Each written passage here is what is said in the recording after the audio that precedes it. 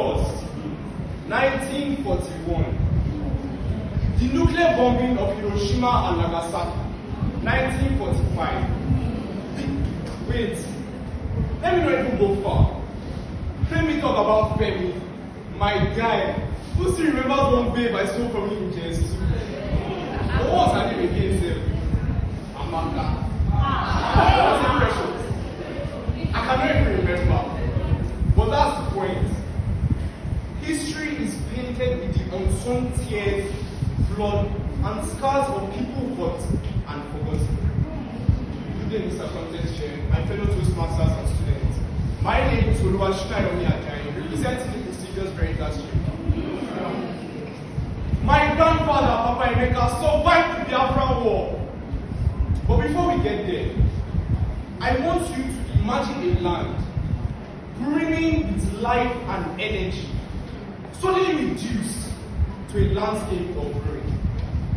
Picture a place where the pools of blood, gunshots, and the chants of war were endless.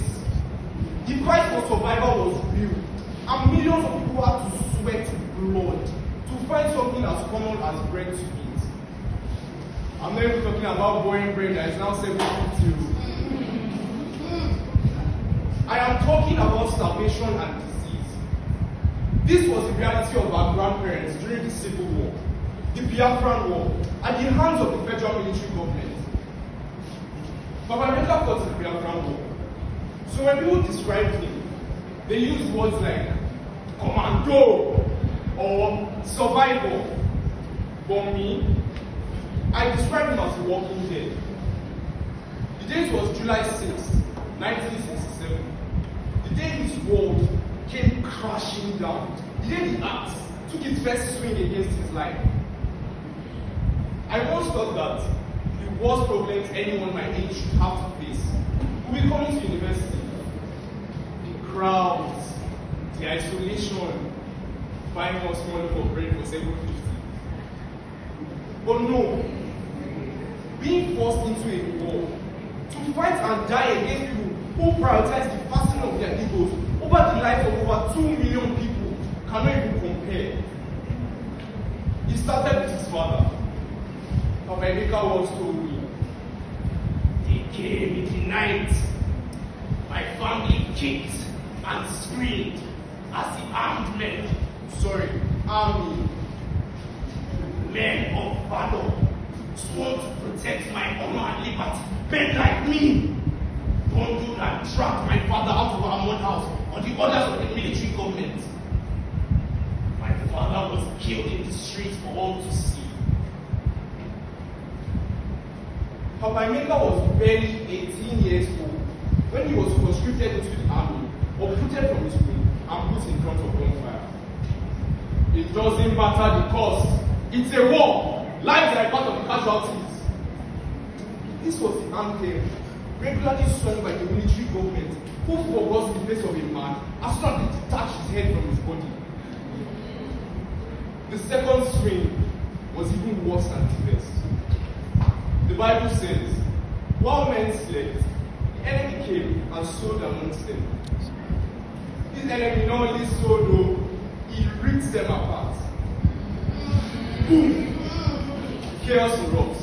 The deafening sound of gunfire and explosions flung Papa Emeka and his fellow soldiers from sleep. And next thing they knew, they were face to face with death. Days turned into weeks, weeks into months. The suffering was so unbearable. Papa Emeka refused to give up. They were bundled and dragged off as prisoners of war. His heart was heavy, but he refused to be weighed down. He stood tall, ready to survive like a shield against the storm. He managed to escape home, but the price for his freedom was high. In the struggle for freedom, he lost his left arm. A painful reminder of the sacrifices he was forced to make for the greedy military government who prioritized the fattening of their egos over the lives of 2 million people. In the words of Dr. Yesu, if someone said they did not want you, will you kill yourself? No! The evil people say no to. They packed their bags and they planned to leave Nigeria. But Yakubu go on, fearing the disintegration of his own so precious unity. Since they won't kill themselves, he will kill them himself. Was the finishing blow. By 1970, ethnic sections had turned friends to foe. The educational system had crumbled. The basic amenities of life had become a luxury.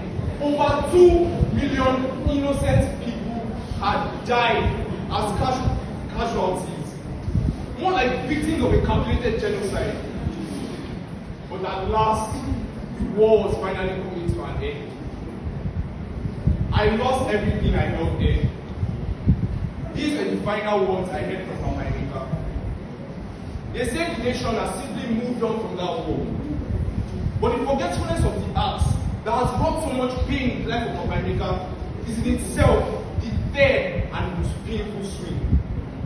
He has continued to watch as the same military government uses and exploits underprivileged boys in the Niger Delta for all concrete schemes that many of them have died and continue to die for.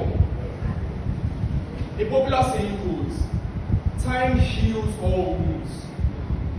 But as Papa Emeka continued to age, his scars only deepened. Papa Emeka survived that war to tell of the pain the ones who caused him might have forgotten. So no matter how many times I am told, the truth remains. Certain sorrows don't fade away until the heart stops beating and the final breath is safe. Because the axe might forget, but the tree does remember.